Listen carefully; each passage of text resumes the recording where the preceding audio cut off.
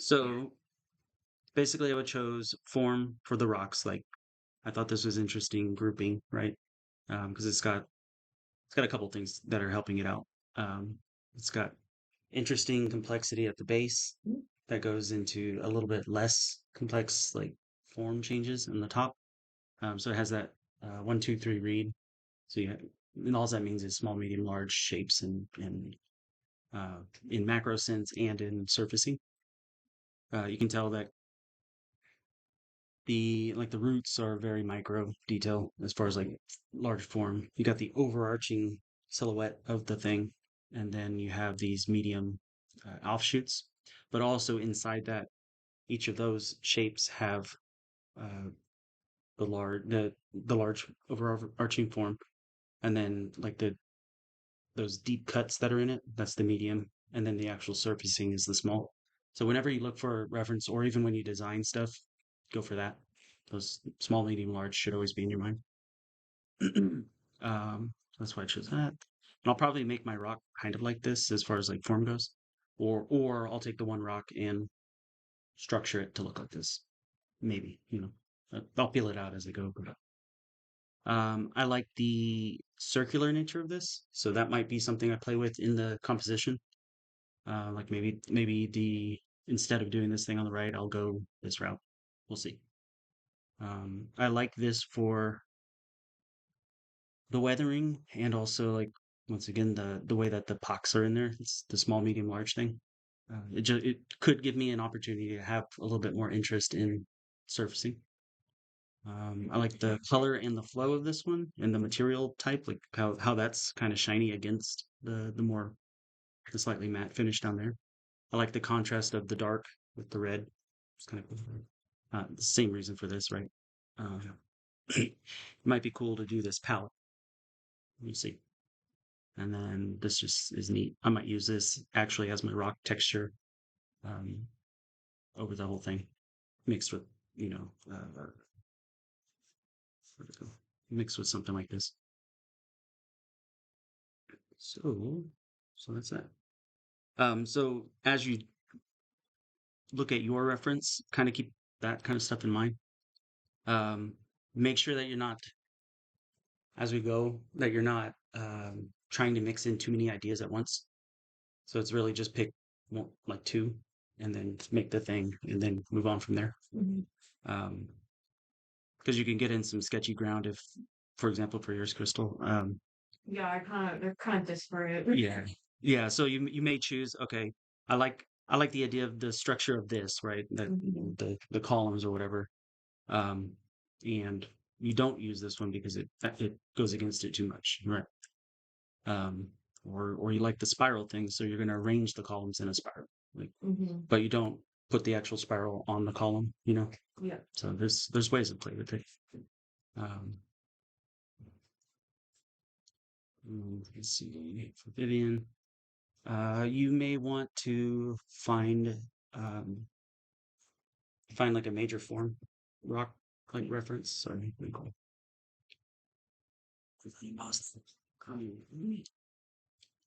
So like the example being like this, you can see a big structure. Right now you don't really have that, so you might want to find one, unless you want to do just a basic landscape. But I'd advise not to, just for this at least. Um, and right now, if you look at all your reference, it's all like high frequency noise. If you zoom out at it a little bit, like this is high frequency, high frequency. All of these are. So it'd be good to find something that like even this has high frequency, but there's areas of rest. So just drill that in your head of the 1, 2, 3. Like you need areas of rest and you need detail areas. Because if everything's noisy, everything's gonna feel noisy. There's not gonna be any way you can kind of calm it down. Just food for thought. Um,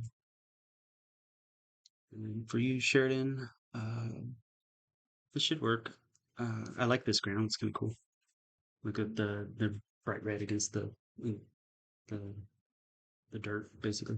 It's like sand against the rock or limestone. Plus, this, Had yeah, a lot of that cement has a lot of iron in it. yeah, totally. What's also good about this is it does have that breakup of not everything's noisy, so you got areas of rest, which is going to be cool. It's going to be nice to have that.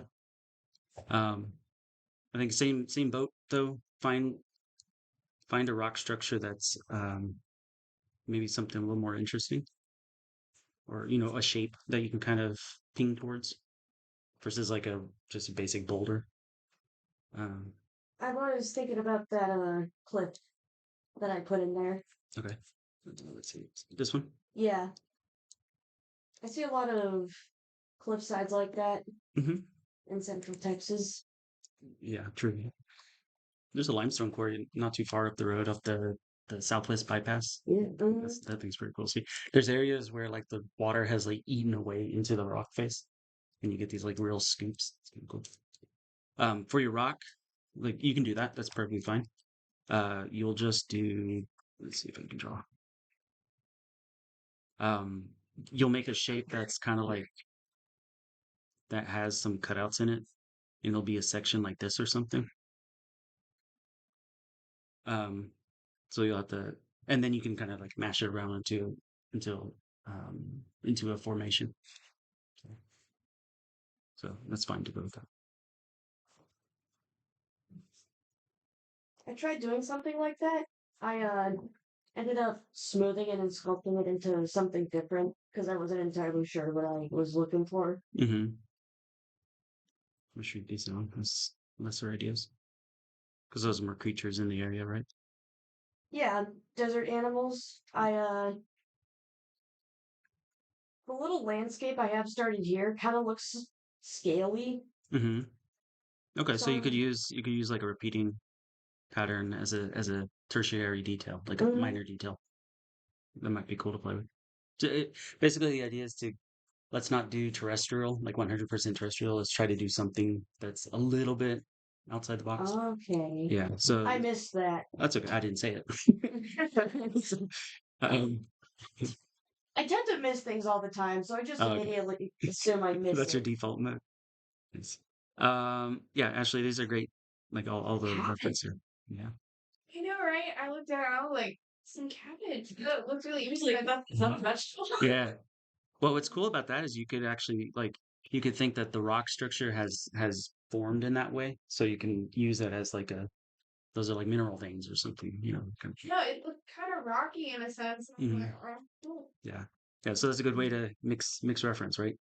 If you uh, okay, cool. And then this one's kind of like the mood you want to go for, or I think so, yeah. You started mentioning like the whole scene. I was like, I don't have any pictures of like the kind of vibe I'm going okay, for the whole scene. So I Only started quickly one. looking up yeah, some. yeah, yeah. If you want to search for that as we go, that's perfectly I cool too. definitely like the slanted like Mhm. landscapes. Probably try to just skew line. Yeah. Okay. So with all that, I'm gonna attempt to make a rock in Blender. I kind of laid out the steps that I hope to tackle. The first one is make an asset that we can kind of mush around. Um, so it'll make the asset, then we'll make the ground, and then we'll after we have those two elements, we'll um, compose it, and we can use the mist pass in Blender basically in the same way that we would the black and white sketches. So it literally looks like this, where you set a distance, and it goes from black to light white or gray or whatever. And that can kind of help you set a readable scene. So then we'll light it. So let's shrink this down. And and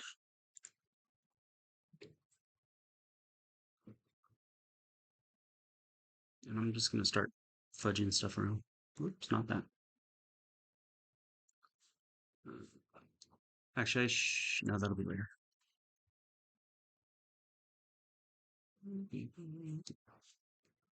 This is where I get quiet and just make.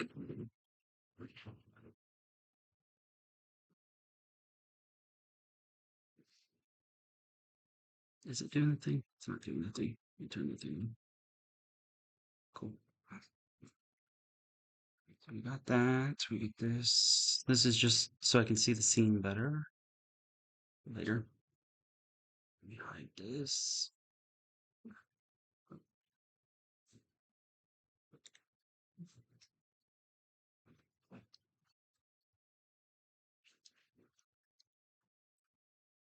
Now that's an idea. Do something like this. A dirty one. I think so. Yeah. It looks like it's at least been affected by water, right? Yeah. And it's dried and all that kind of stuff. So the whole idea I had was like limestone and sedimentary rock. Mm-hmm. What if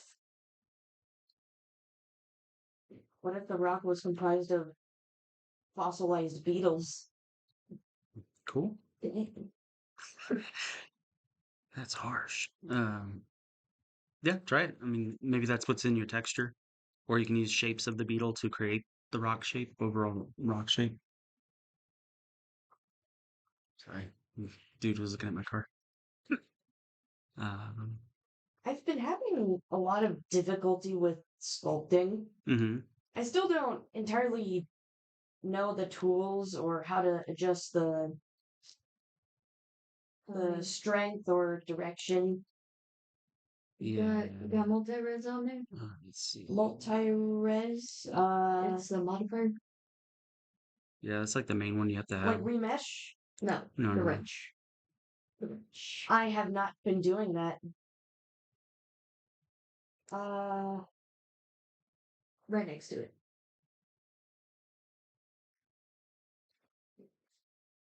Subdivide. That's what it is. Oh my god.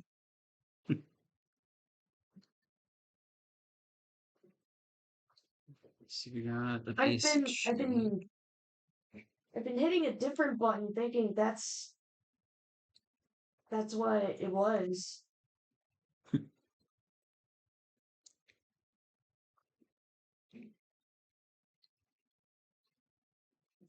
So right now, what I'm attempting to do is make sure that there's form changes.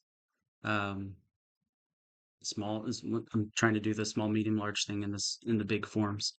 Where like this is a smaller than that, and this will be like the medium one kind of thing. We'll see if this works because sometimes it takes some fudging around to get it to look nice, and not odd.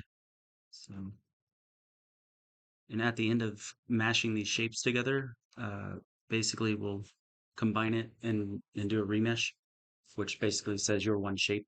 Yeah. And then after that, we can add a subdivision and then put displacement on it to kind of push it around even more, give it more natural feel. So that's my goal currently. So adding like the subdivision to a surface that just like makes it have a bunch of points, like more vertices on it on the surface, right? Yeah. So like for this one, for example, I already added it.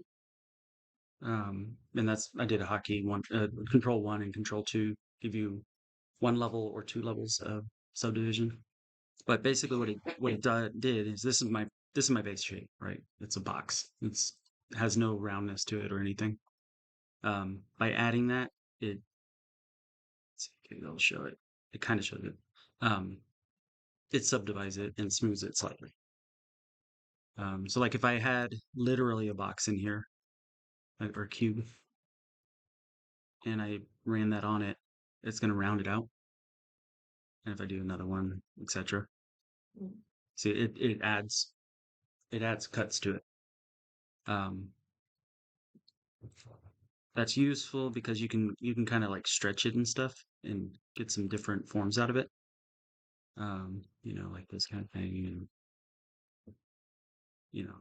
or whatever. So you can start getting. It looks like Play-Doh, but um, it's like adding clay and moving it around. And then you can get sharper edges by adding in extra loops towards the edges. Right. So, or this kind of thing.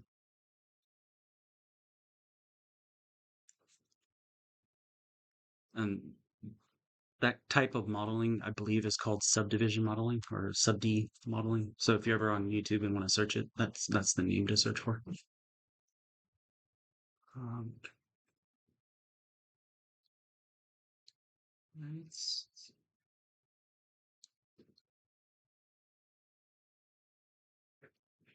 I'll say this is the boring part. It's a lot of like, do it. Does it look good? Fudge with it. Make it better. It might not even look good until we do the remesh.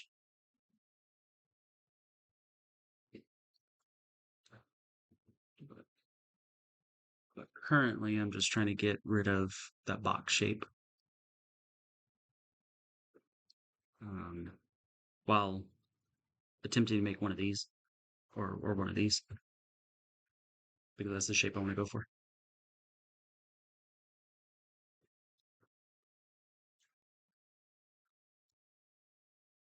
We could also do flat and office.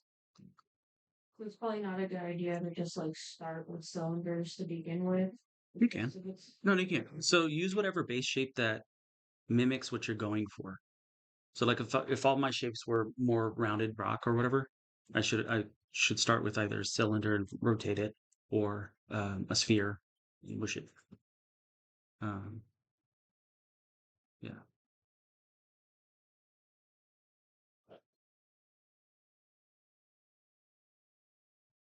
I had another idea. What's your idea? Something quasi-crystalline. Okay, so crystalline would end up being a material shader. We can do that later, but you still need to know what the form is underneath. Um, that way it can kind of be something.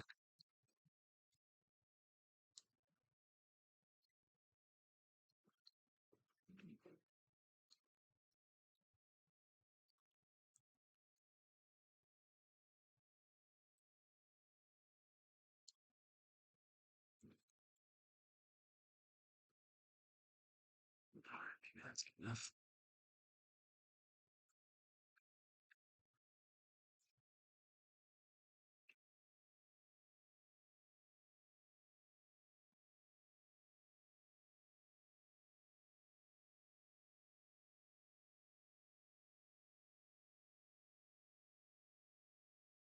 Okay.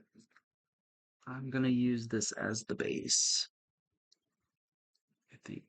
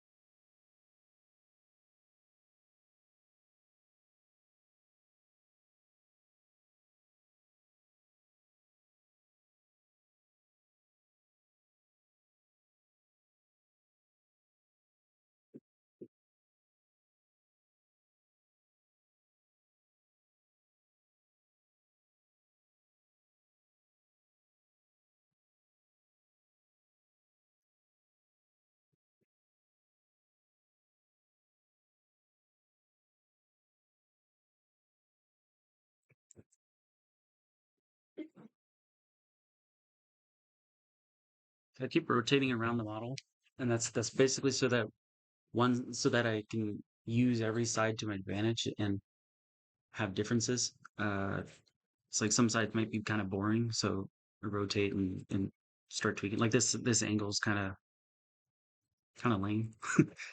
uh, so I don't know, widen out the base or something from this angle to give a motion to it or something.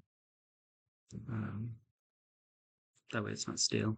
And you may want areas that are kind of just very basic so that you can balance out the crazy whatever. And so like if it's an animation thing, like you have detail on this side and you have rest on this side. Um, so oops. So maybe that's something I need to consider.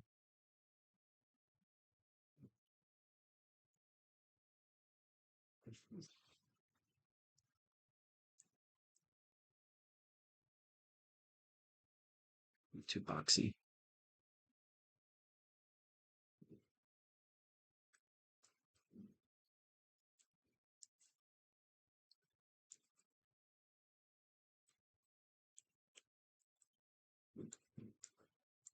Right now, there's like 3 separate objects.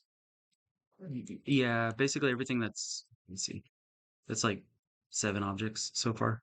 Oh, oh Yeah, my god. yeah. So you got, yeah, you have these small ones, and then you have the medium, and then these are 3. Which actually now I'm gonna merge them.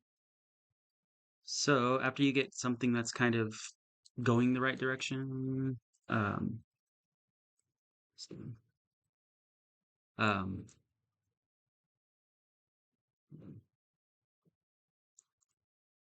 that the reason why I just changed that was that it was like equally spaced, which is not cool.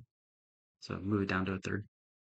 Um, so this is going more or less the way I want it. It's starting to kind of look like the reference I want to do. It has a flared out area edge. It has things coming off. It's not the box anymore. Um, so once you're happy with it, you need to commit it, and then commit it, join it, run a remesh. Commit it just means that these have a modifier on it, so I need to apply that before I join it. Otherwise, it's going to go straight to a box. It's going to go to whatever its off state of the modifier is, and I can show that. Let's see, that was watch should nope. Okay, didn't do it, and that's because I guess it had it. So like if this one, let's see if I, because I know it'll do it at some point. So if this one, come on, if this one didn't have a modifier or it had a different modifier, and that was the last one you had chosen, it'll it will go like it'll make everything use that modifier. So that's why you have to say apply the modifiers I have already chosen for each model, um, and then join it. You're looking confused. Does that make sense? Are you processing? I just didn't see you. Like you went and added modifiers on it, or Previously. So remember that I started with a cube like this, right? And I started stretching it out. But I wanted that to be rounded, softened. So I did. Oh, okay. I added that. And I had done this kind of thing to it. So because I already had a modifier on it, I need to apply it to it before the next step. And that's just to save headaches later. Okay, so we're going to, and quick way to do it is you just highlight everything that you want. If you right click and it doesn't show up this window, like all this stuff, you have to hold shift and just click one object. There has to be an orange outline or whatever color you have, maybe have modified your UI stuff to say that use that one, right? Use that as my source for everything. So then you go to convert to and mesh, and that applies modifiers without having to go through each modifier and apply it. But now I need to join it, so I always hit Control J, and that joins. And I'm gonna save because Blender. Let me do this real quick. Unpause. So the next step is run the remesh, which is a modifier. So you click your object, go in here, and it is right here. And it kind of does this. So it like blends the edges between everything. And I want that because I don't necessarily want harsh edges in it. So depending on what you're trying to model, there may be some settings here to change. Voxel size, you have to be very careful with this one, like sliding it around, because if you go too far, it could crash Blender because it's like adding millions of polygons.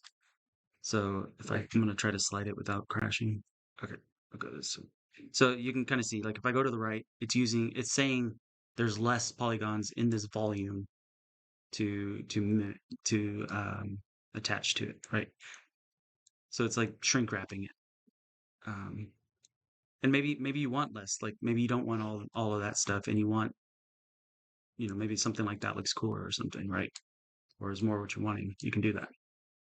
Um, I don't know what I want yet, so do that. Um, it's probably fine because I want some of that detail. This is good-ish. I'm gonna duplicate this just in case I break it.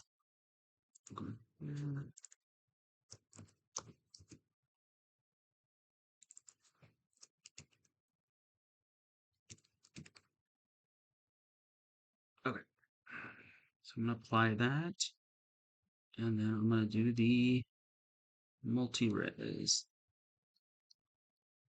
and hit subdivide.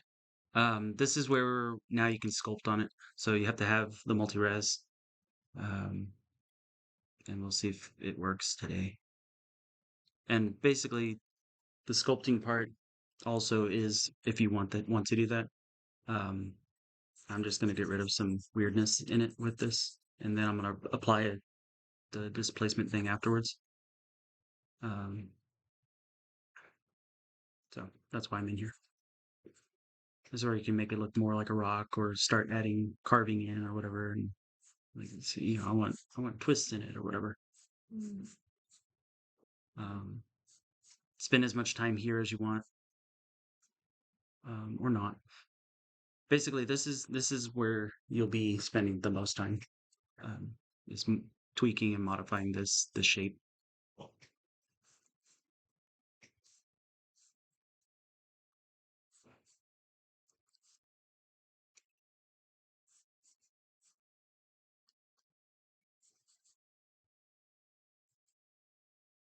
Because now I have my the 1 2 3s, the big overarching forms there. These are the medium shapes that I want. I'm trying to create variety, make sure I keep areas of rest and that kind of thing, and get some motion in there if we can, movement rather.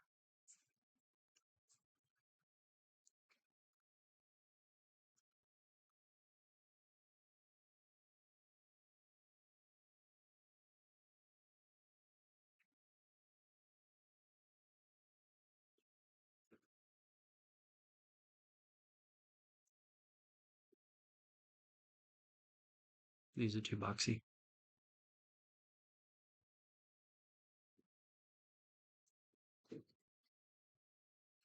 I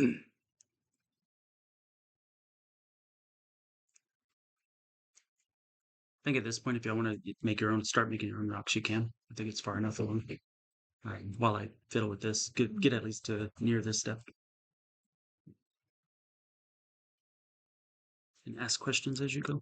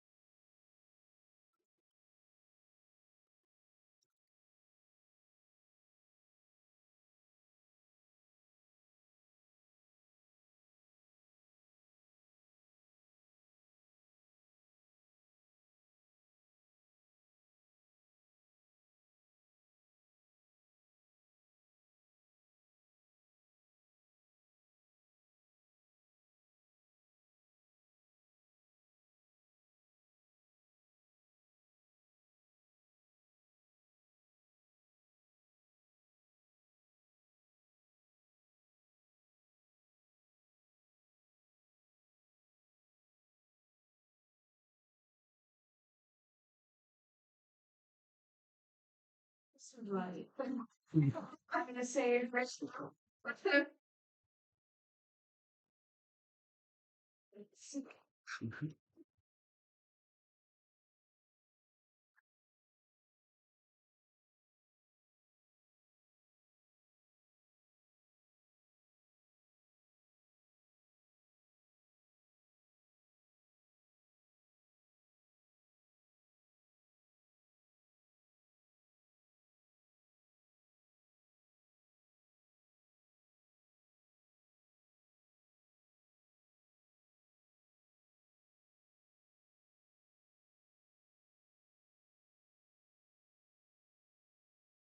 think I just lost the plot.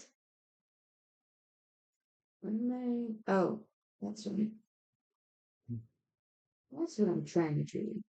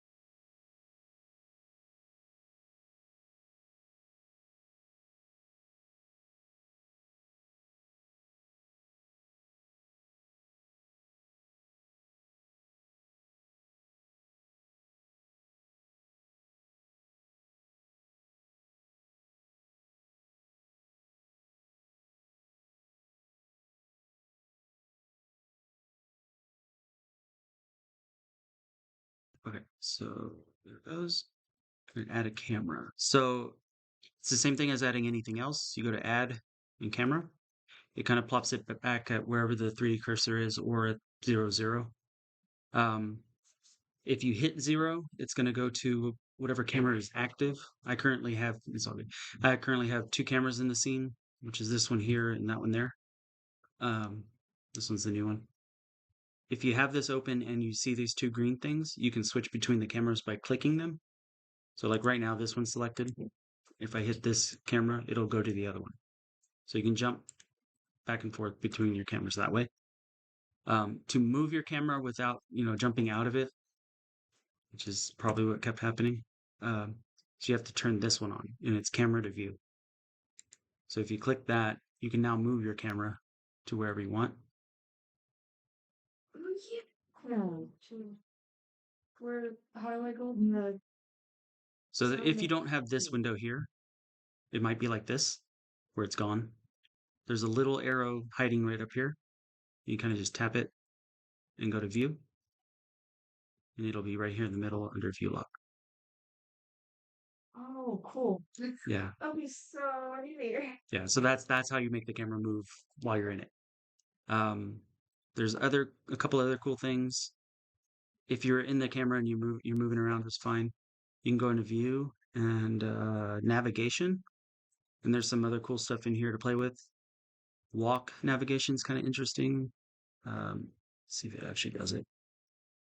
So you can kind of fly around the camera. There's a way to turn on gravity, which I think is in here. And navigation, gravity. You can adjust like the person's height. So with that checked on, and you go back into navigation walk, it'll drop the person down onto the ground. So then you can kind of use the or is it AWSD or WASD, and walk around in here to see like, oh, I like the camera right here or whatever, right? And you can set up your camera that way, which is kind of cool. And then let's see, the other thing to focus on is this box here. So you have to have your camera selected. Like if you don't have it selected, it won't show up. So you select the camera in your outliner, and you can play with focal length, which is same thing as like a camera. Like the lower it is, the more fisheye is it going to be. The higher it is, the more like telephoto lens you're going to have. Um, for concept art kind of thing, it's generally like 24, but it doesn't have to be. It all depends on what you want to do. Like if you want to do a landscape shot that the things that you're far away and you're zooming in on it, you do like 120 or 150 or whatever, and then set it far out. That kind of camera will flatten things. If you do the 24, you can get up here on it, kind of thing, and then do that kind of stuff, or whatever, right? So something to play with. That's about it. In our project, we're going to be having a human scale. You want some kind of scale. It doesn't have to be human. Could be like a bird, but or ship, or something that's recognizable to the viewer as scale would be ideal. Would you recommend just grabbing like 3 assets or something? Yeah. I think there's a couple sites. Let me post this.